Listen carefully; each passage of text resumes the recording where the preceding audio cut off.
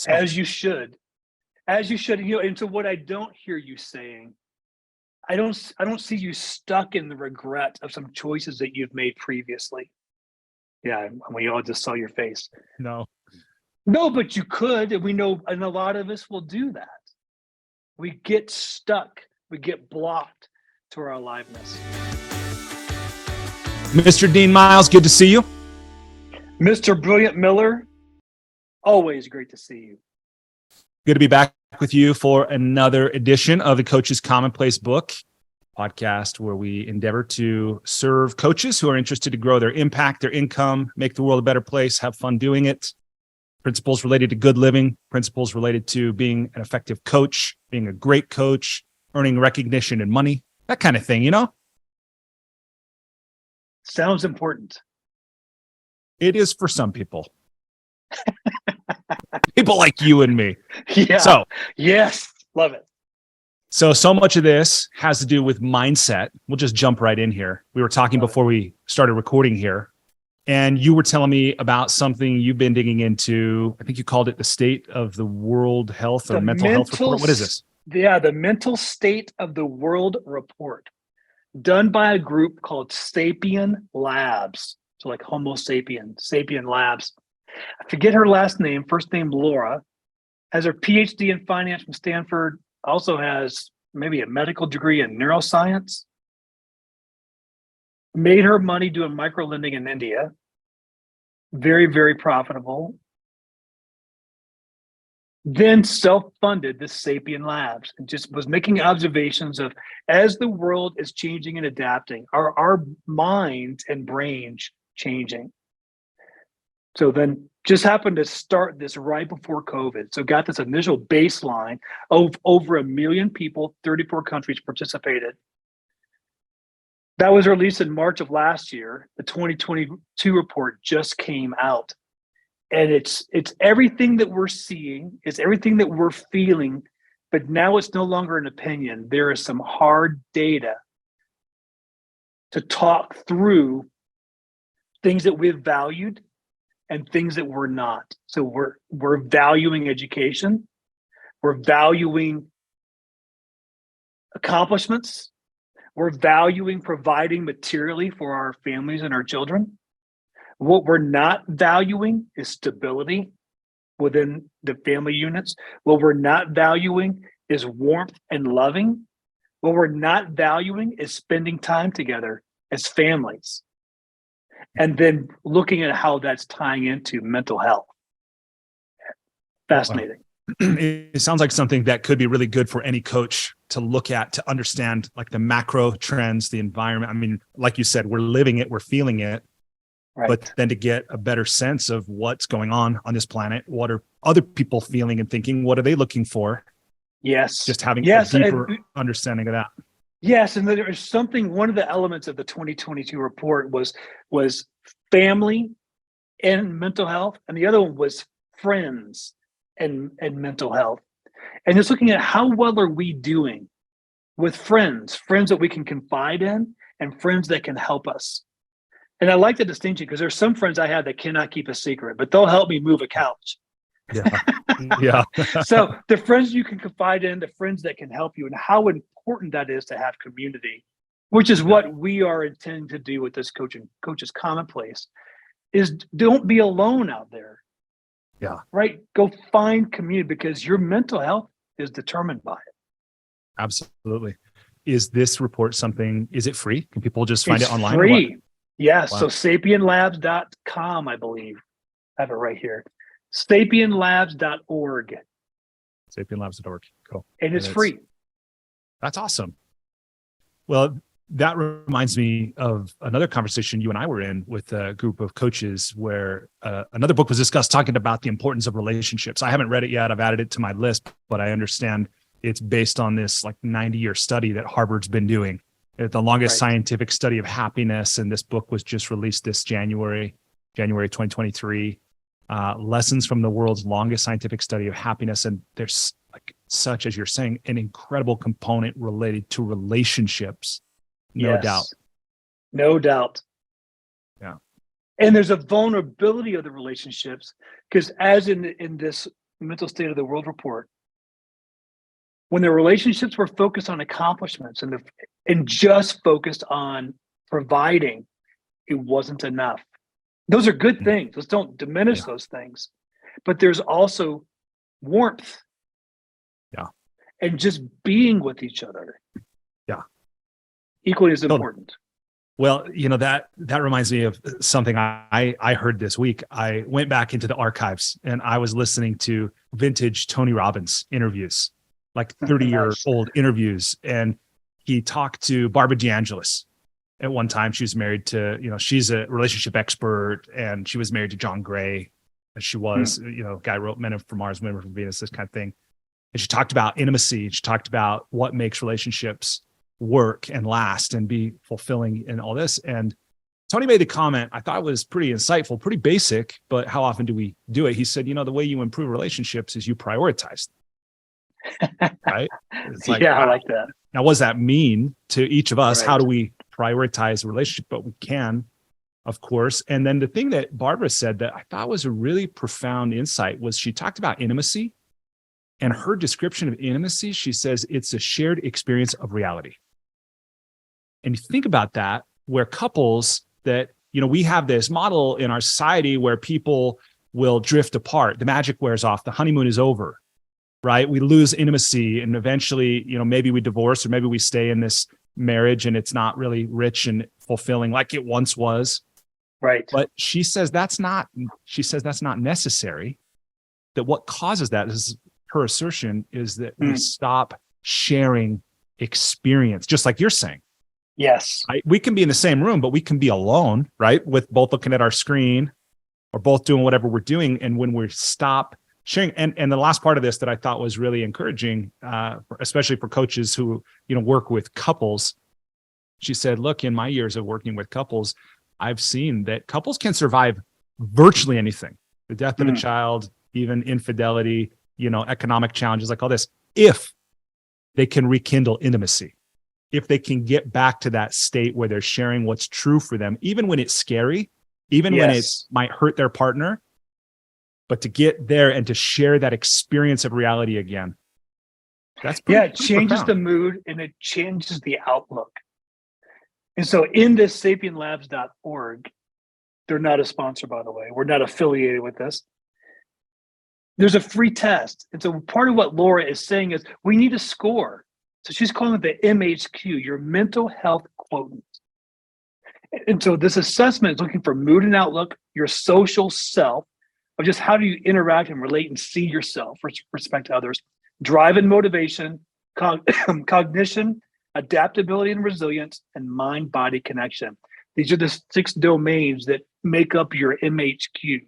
And so I think, for you to do this, for your wife to do this, for you collectively to do this, for your kids to do this, it drives a conversation of how well are we doing? Yeah. It gives you intentionality and something to measure against. Because I think if you were just to ask me, Dean, how are you doing? I think my shoulders would do this. I'm fine. I think I'm good, but then I'm also going to make sure no one's listening. I'll be like, why? What did you hear? So there's something about. And am I the friend that helps you move the couch, or can you confide in me?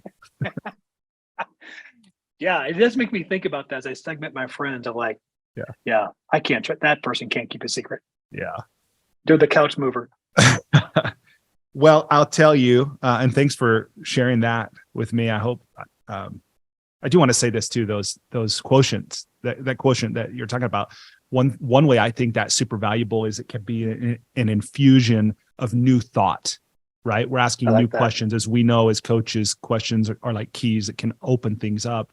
And most of the time we think the same habitual conditioned pattern thoughts.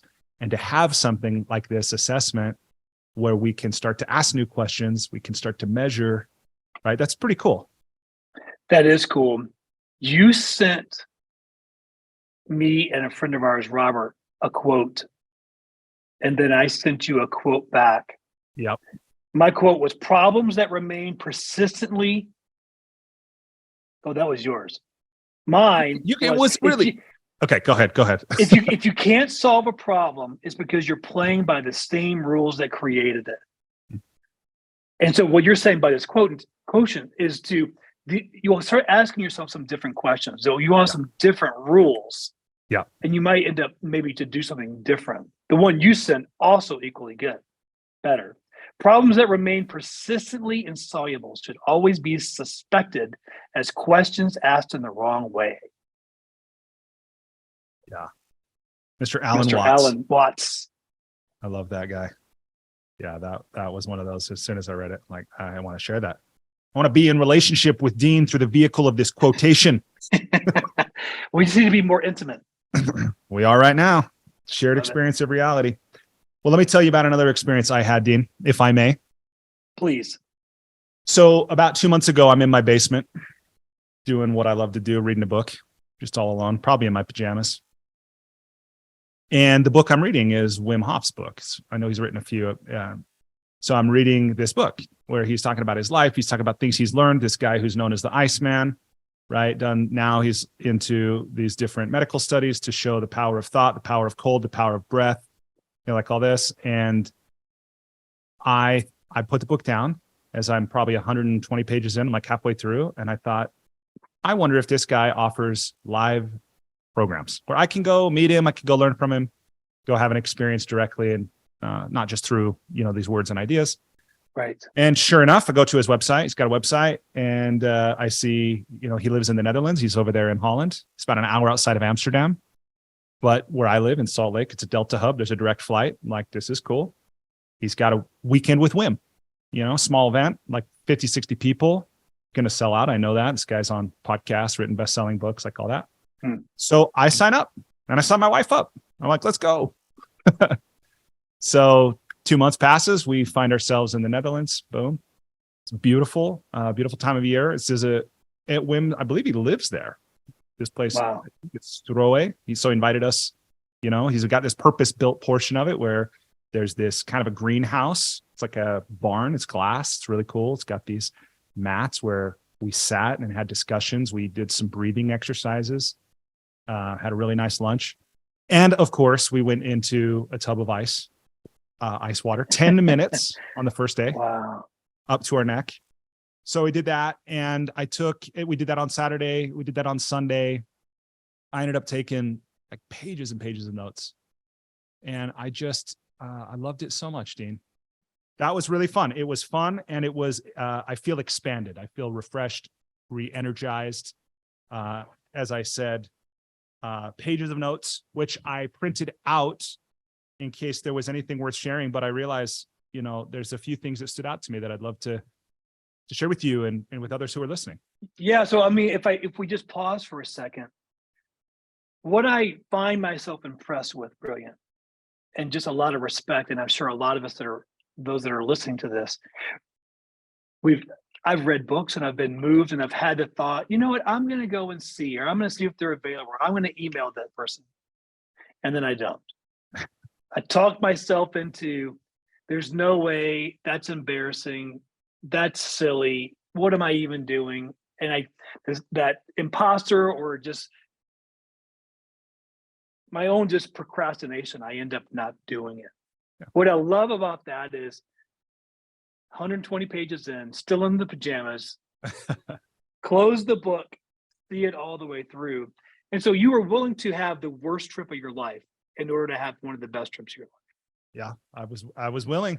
Adventure, right there. Yeah, my love language. That's right. So good. All right. So give us a couple of the highlights. So the thing that surprised me most, well, let me say this first.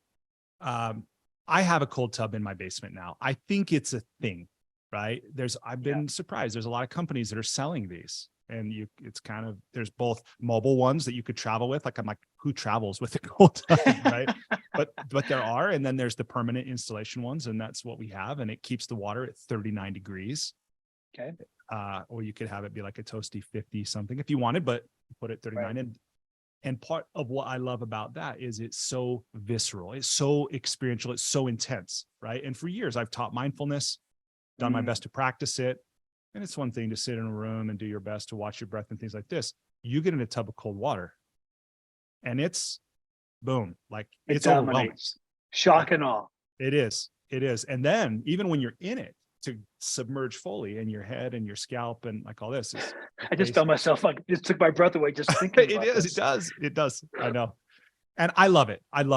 And it's something I want to share with other people. Actually, I've been thinking in the back, like, how do I help others to experience this? Because I'll be honest, in the moment of being in the cold, I don't like it. Right. But listen, let me let everyone know. Brilliant means that he does want to invite others. So he invited me. So, hey, Dean, you want to come early and jump in the pool? The ice plunge? And I said, not a chance. Yeah. I'm persistent. I'm going to stay with it. Yeah, I need to try it. So I guess the basis of this is part of why I was willing to travel like that was I felt the power of the cold. And I love one of Wim's statements. He'll say, the cold is righteous. The cold is merciless. You're like, wow, what kind of weird statements are these? But there's a sense of it that is true. And then he has this whole thing about, look, we have become so comfortable. Climate, even wearing clothing, your feet are protected by shoes. You're almost all your skin, by clothes, and then climate control and all this. There's a book that a friend of ours who's a pediatric adolescent psychiatrist. It's called The Comfort Crisis. Yeah. And it's just capturing what you just said. Yeah. And I suspect, by the way, with what's going on with mental health, that this is part of it, is that we are being tested by life. We're always being tested by life. But physically, like our bodies and our physiology are not being stressed as they once were. And I don't mean to glorify the past, because I think it's a pretty good time to be alive. Yes. But I think part of what happens is we lose touch with our resilience. We don't know how strong we are. And so this is a chance to reconnect with some of that. And with Wim, I didn't realize, and this is, my view, and I say this affectionately, I didn't realize how much of a hippie Wim is. He plays a drum, he plays a guitar, got long hair. What kind of hippie he has? Yeah. And he says some things that really resonated with me, where he'll say, we've got a healthy economy, but we have a sick society. That these rates of illness, unhealthiness are just off the charts, like unprecedented. Obesity, cardiovascular disease, cancer, diabetes, things that are their lifestyle, and they're not easy to remedy, any one of them, for any one of us or for a society. And then all the other factors that go into it with the healthcare industry and pharmaceutical industry and the food, and I don't mean to make them villains, but it's like all together, it creates this thing that can be hard for any one of us to live a life of healthiness, let alone a life of happiness, a life where we're strong and functional. And so the thing that surprised me most, because Wim's whole teaching, I understand that, I don't mean to, is just three things: cold, breath, and commitment or mindset. And the thing that came through strong throughout the weekend with Wim and these other participants is that you are stronger than you know, and that it's inside you. Like, we did a breathing process that was an hour long. It was an hour of like this intense breathing. And I love throughout it, as Wim is, pounding the drum, and he's talking, and he's saying these different things. And he said, there was a time where he said, no esoteric bullshit, no alien wisdom, no mushrooms. Get high on your own supply. Like this, he's saying it's in you. Yeah. And find it within you and go deep. And whatever it is that you're connected to or committed to or yearning for, like, find that within yourself. And I didn't get that, even to the point where Wim, and I don't want to mischaracterize some of his claims, but some of what he talked about having seen, like experienced firsthand and working with others about what they've been able to cure in themselves, whether it was these very things we're talking about, or it was other things like ALS or MS. Right. And obviously not everyone all the time, but it was pretty powerful, Dean. Where my mind goes to, and we can pause if you want to, if you got some more things to share, but I'm challenged by what if someone described my coaching the way you describe the experience of the cold bath or the experience of the cold breath and the mindset? What do you mean? That they reduced it?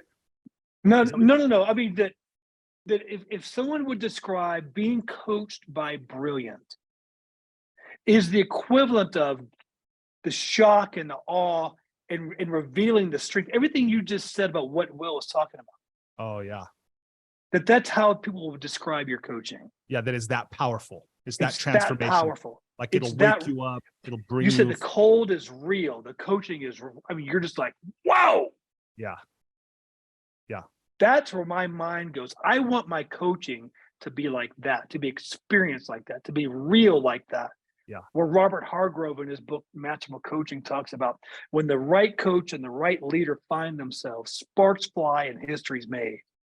Yeah. I want it to be unlike any other conversation. Yeah.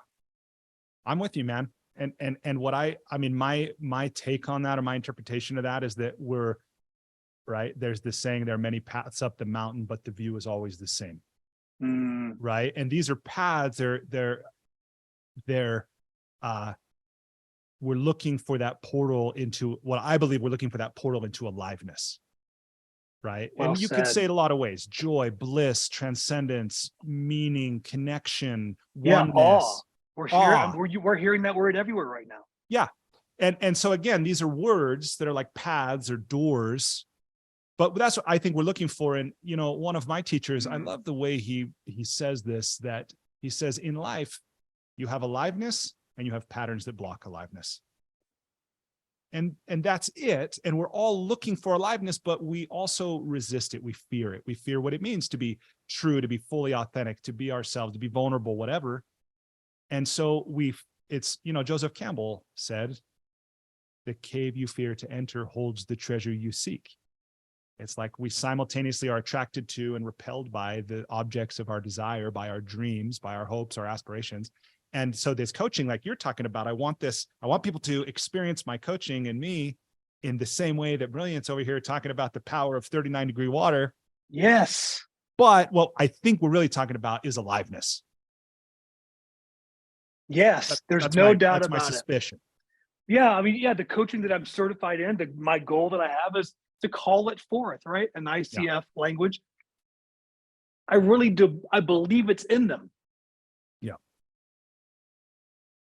But I want the experience. I like, again, back to Brilliant. How do you say his name? Wim. Wim. Wim. Got it. Yeah. Wim Hof. Hof. What Wim is saying is he's calling out all the other BS stuff. Yeah. You're resourceful. You're complete. You're whole. Let's unlock it. Right? It's in there. Yeah, I just think that's that if someone could describe my coaching the way you just described this experience, man, what a Google review that would be. Well, Dean, I've not been your client before, but no, you have not. But I would suspect that some of your clients, at least for some of the sessions, might. Like, I'm serious. Yes, no, I appreciate you calling that out, and I agree with that. But I'm taking this as a challenge to go beyond that, but also look for my own. You know, so Wim has found some very tangible, real ways to get access for his clients. Yeah. So maybe at Bridgepoint, I'm not offering the cold plunge, but what can I provide as a vehicle to kind of help remove the obstacles to aliveness? What a beautiful question. So I could use words, and I do. I could use changing geography because I get people up and we move around and we walk outside and we go in. So I've used some of those things, but I think I've got much more room to go explore in this awe space to get access to aliveness. You've really challenged me today. Yeah. Well, I will just say this too. I think, and this just stands out so strongly as I hear you say that. I look at Wim, and granted, he talked about this too, but Wim, I believe, just taps right in to nature. That these are natural things that are available. It's a great point. And he would say that he's like, I must be a great salesman because I sell cold and air. Right. And so that's part of, I think, what he's helping people do is to reconnect themselves with nature and their own innate nature. Right. And so when you talk about that, like if you were trying to like game plan it, how would I do it? Well, how could you leverage the forces of nature that are already, that we're all always a part of? Well, there's one thing he's not using. He's using cold. I'm going to use fire. I think they've already done that with hot coals. I think that's been done before. Yeah, that's right. Walk across these hot coals. You'll come alive. Yeah, in fairness, we did go in the sauna after. So the full disclosure. Yeah. And he confessed, he said, I like a hot shower. The Iceman. Yeah, the Iceman still likes hot showers. That was awesome. But that's a great point. I mean, when I hear, I'm still here. My mind just blocked. I'm trying to think of this other quote. I sent it to my wife. I think I told you about it. It is right. Everybody stay with me. By Oliver Wendell Holmes. For the simplicity on this side of complexity, I wouldn't give you a fig. But for the simplicity on the other side of complexity, for that, I would give you anything I have. Wow. For Wim, and now your gift to all of us, just use nature. Yeah. Sometimes it aggravates me with the simplicity of that. I'm just like, because it was just right there the whole time. Yep. And so that simplicity on that side of complexity, right? I'll give you everything I have for that nugget of wisdom. Yeah.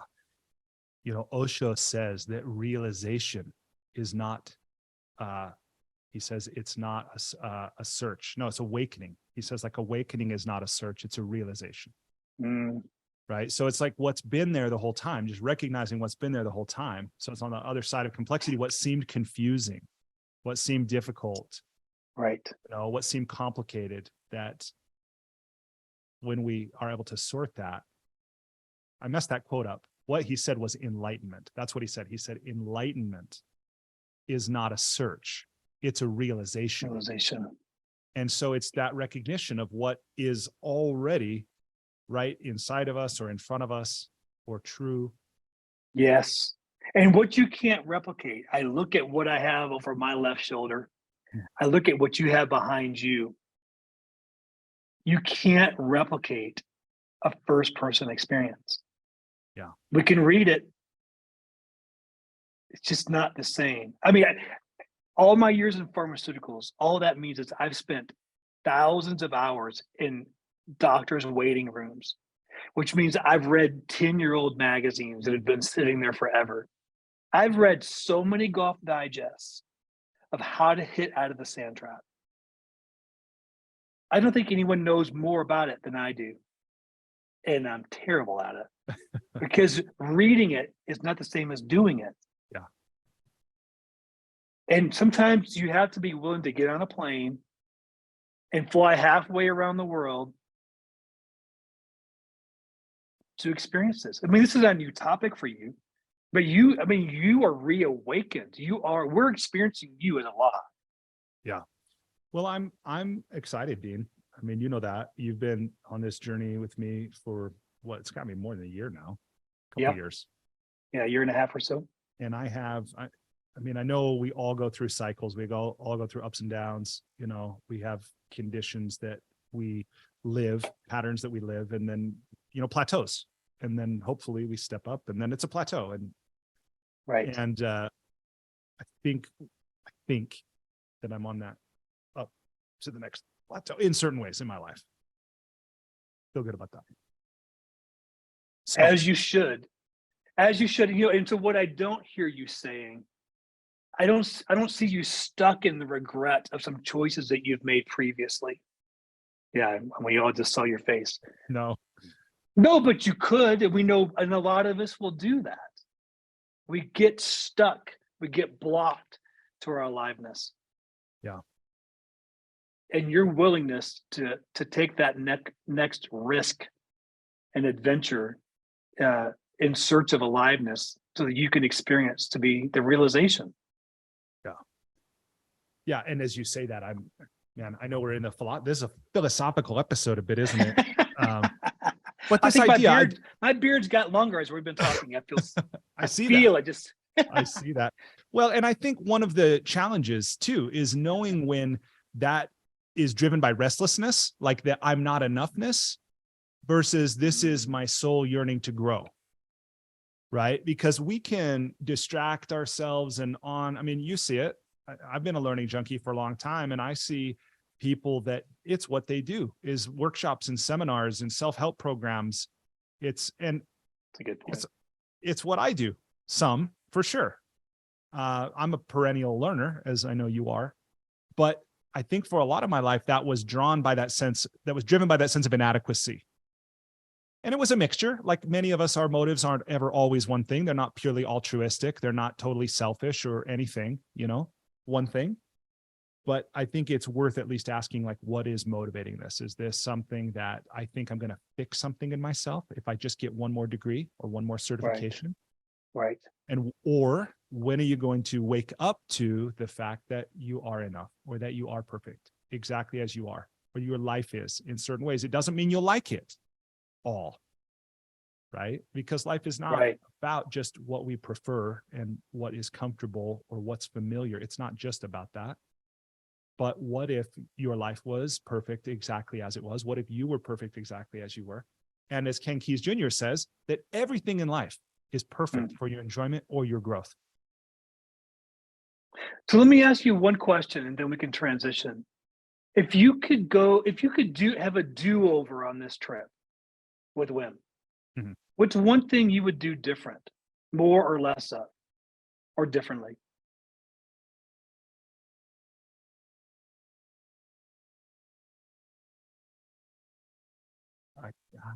I don't think anything.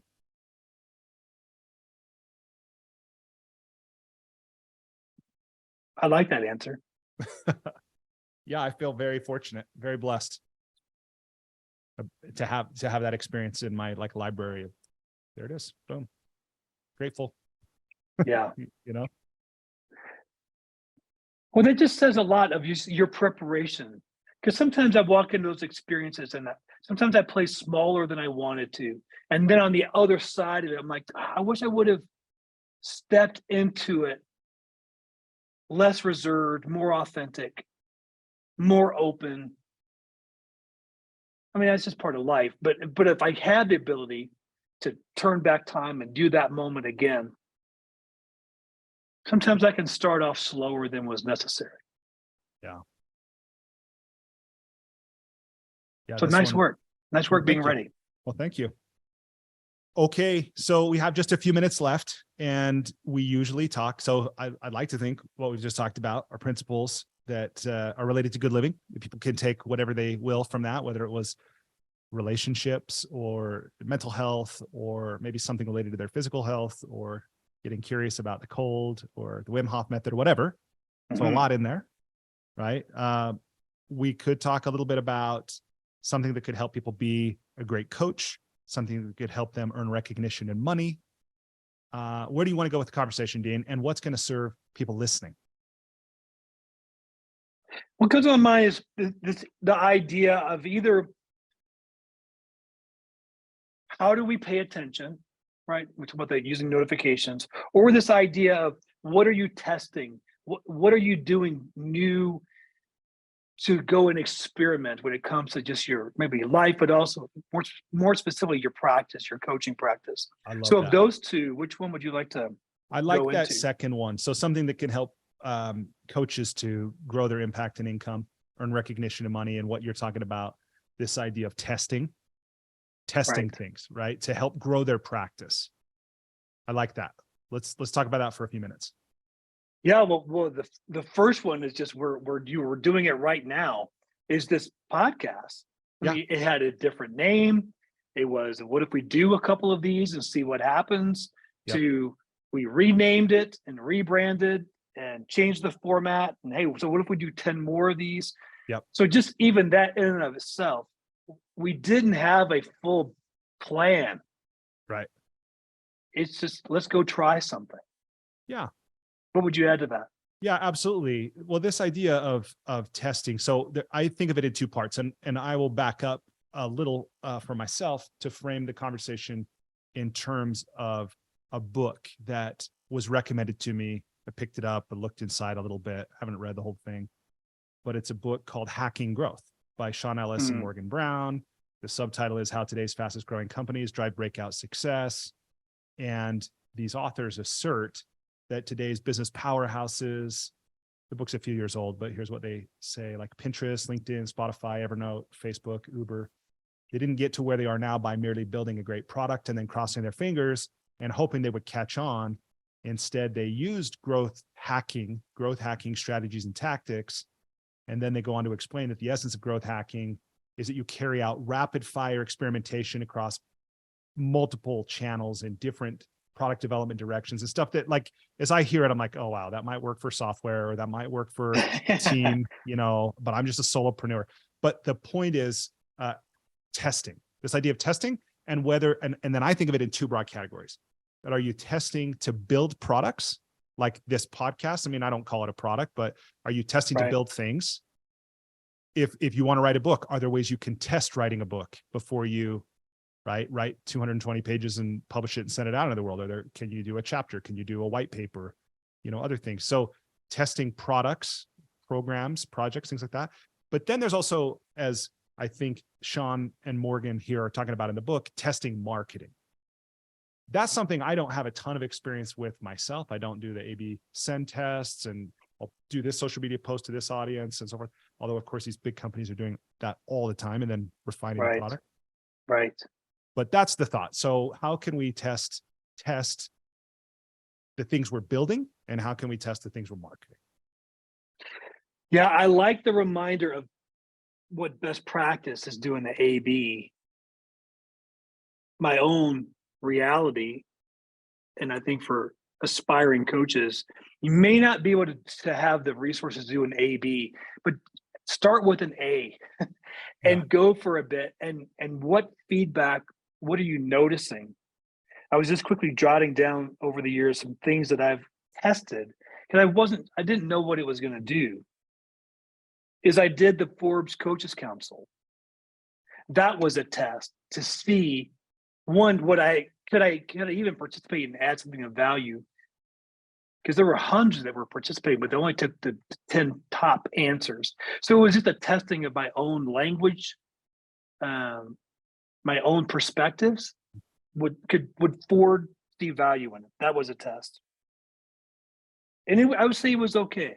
And then the next thing I did was the Institute of Coaching, which is Harvard's brand affiliation. Did some testing there. That was better than the Forbes one. I've done conventions of sponsoring them and sponsoring booths and things like that. Mm-hmm. I should have had a B on that one because I just invested a lot in the A and nothing. But so that was a good experiment. I'm currently experimenting with a newsletter to see if I could do long form. So I've been doing short form on LinkedIn for probably the last year and a half. Uh-huh. I found some language that works. I found the pictures of cats work because I did a long form. Brilliant. I mean, I really put a lot of time into it. Who were your clients, Dean? I didn't get one even like no one even felt like they could just hit the left click button on the mouse. Not one. Wow. And I was like, wow, I put so much time in this long thing. So I thought, you know what? I'm going to put a picture of a cat and see what that did. And at that time, it was my most liked post on LinkedIn ever. Really? Which is really sad. So that was a test. All right, so long form doesn't really work for me with the things I'm writing about on LinkedIn. So now I'm testing a newsletter. So once a week, does that seem to work? I still don't have an answer on that one, but I'm testing. Yeah, that's awesome. And what it reminds me of is also knowing what you're testing, right? Like if you have goals or assumptions that you're writing down, and as a discipline to go back and look at how well did it achieve those. Because I know the mind can be a slippery place, and we can have an idea, we can act on it, and that's all commendable, right? To have that bias toward action. Right. But at the same time, we could get to the end of the test, and if we don't have that reference of, well, what were we hoping to accomplish, or what were we hoping to learn? Right. Then it can be, and I've heard this with decisions too, like making, which I guess a test is a decision, put it in an envelope, right? Go through the course of action and then go back and look at it. And in a future conversation, I want to talk about a creative brief as a way to do that. Because that's something that I've used when I've run these tests, when I created the School for Good Living podcast, when I created the Life's Best Practices coaching program, that I did take the time at the outset to sit down and write a brief outlining the audience and the goals and the tone and some of the other creative elements, and then the mechanical and logistical. But I think a test can be strengthened when we have that as a reference to refer back to after the test is over. It's so obvious when you say it, but so is blocking and tackling, right? We start to think about the special play and forget some of these building blocks. You're exactly right.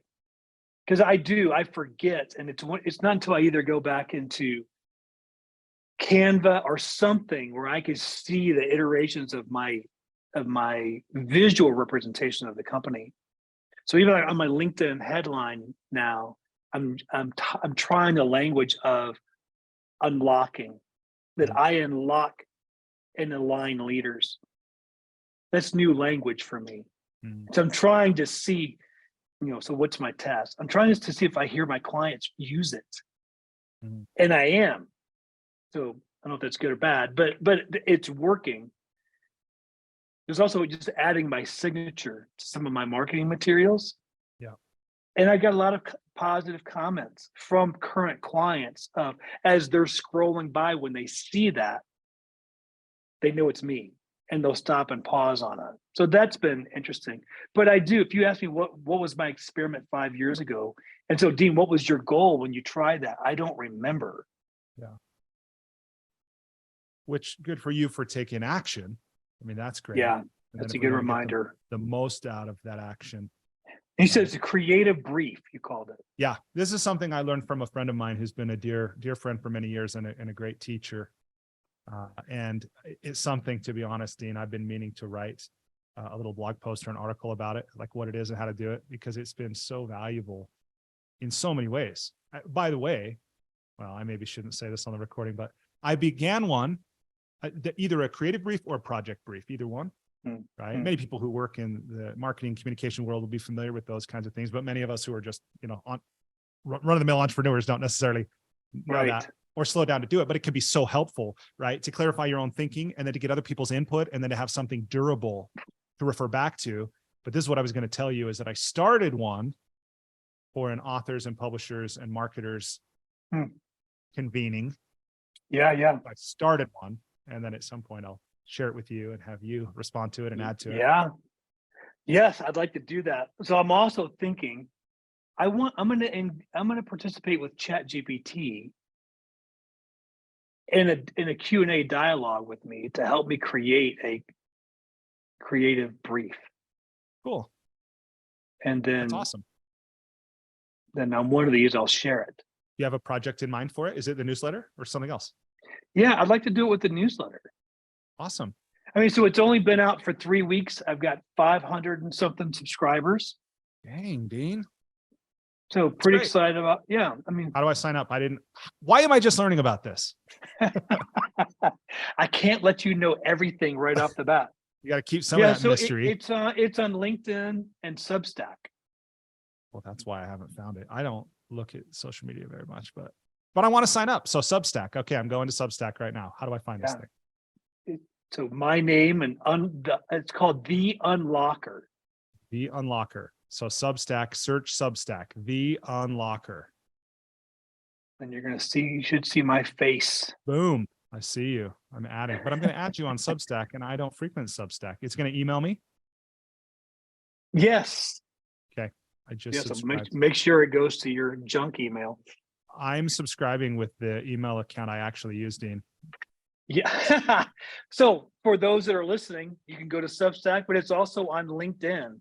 So you could search on LinkedIn, the Unlocker. So I'm trying that language to see if people relate to it. No, that's not the right word. I'm not a marketing person. If it resonates with them, if that's, they're looking for, I'm looking for some good strategies to unlock potential. Let's go to the Unlocker newsletter. Just told you my email. Telling you again. Okay. I am signing up. Not you. Oh, now I'm on your site. You have 500 people sign up to this. Yeah. That's awesome. Well, don't act so surprised. No, I'm just saying you're like to this. No, I'm just saying like 500 to 3 weeks old, Dean. That's freaking awesome. Yeah. And so Scott Osmond, friend of ours, one of the 100 coaches, put it on his newsletter that has 34,000 subscribers of, hey, go pay attention. You should go check out the Unlocker newsletter. So that was very cool. That is very cool. Well, good. Well, I have the sense that some of our Coaches Commonplace conversations must be based on what you have written on the Unlocker. Okay. So we'll try that. Yeah. I think that's a great idea. And I need a creative brief. So all this stuff comes together. I mean, what I like about what you and I have done so far with this Coaches Commonplace is that we're not coming here as experts. We're coming here as we're experimenting too. Yeah. I mean, we've got this goal. We think coaching is the right vehicle to bring about change, to partner and assist someone, to call out, to bring forth for them to experience something that's real. Yes. And so as we're reading things and experimenting with things, at the same time trying to live a good life, right? That's and even right. trying to define what the hell does that even mean? Yeah. What does it mean? How to do it? And what you said about this, it just reminded me of the quote by Joseph Campbell. I love this quote, that life is a guy trying to play a violin solo in public while learning the music and his instrument at the same time. And I would have added, if that were my original quote, naked. Yeah, under the sheets. But we're all just figuring it out. We're all just making it up as we go, right? Doing our best. Yeah. I think one of the newsletters I wrote is sometimes you have the etc. and sometimes etc. has you. And that's the story of my life. Yeah. Sometimes I have it and sometimes it has me. Dean, I have enjoyed this conversation. I'm grateful for the shared experience of reality that we have had here, that I've enjoyed today. I would say we've enjoyed, but I can only speak for myself, yes. Right? But it's been awesome to connect with you again, and I'm grateful to you, my friend. Right back at you. And thank you for sharing with us on your trip. I mean, that was a personal thing that you and your wife went and did, but I think we were all inspired for us to go find our version of that. If you read something, take the risk, email the author, email the expert in it, and go participate. Yep. It's awesome.